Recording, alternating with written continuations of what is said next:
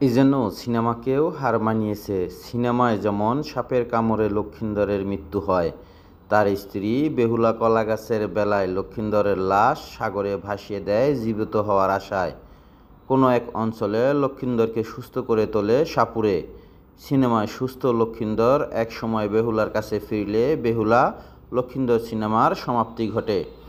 ঠিক তেমনি এমন ঘটনা গাজীপুর জেলার কালিয়াকুরে সাপের কামড়ে মৃত সাইফুল ইসলামকে দাফনের আগে মাঠে নিয়ে যাওয়া হয়। সেখানে সাপুড়ের মাধ্যমে চলছে সাপের বিষ খোলার কাজ। সাপুড়ে এখন বিন বাজিয়ে মৃত সাইফুলকে জীবিত করার চেষ্টা করছেন। এরই মধ্যে 15,000 টাকা নিয়ে পালিয়ে গেছে ওঝা।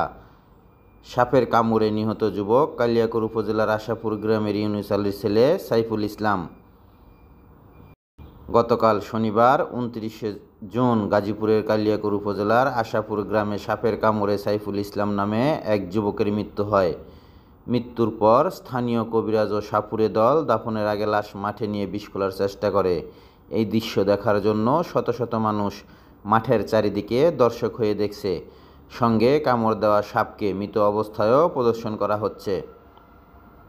এ বিষয়ে কালিয়াকুর থানার ভারপ্রাপ্ত কর্মকর্তা AFM নাসিম বলেন, একজন যুবককে সাপে কেটেছে। সকালেই শুনেছি, যেহেতু তার পরিবারের আত্মবিশ্বাস যদি ওঝা ভালো করতে পারে সেই জন্য এই আয়োজন করেছে।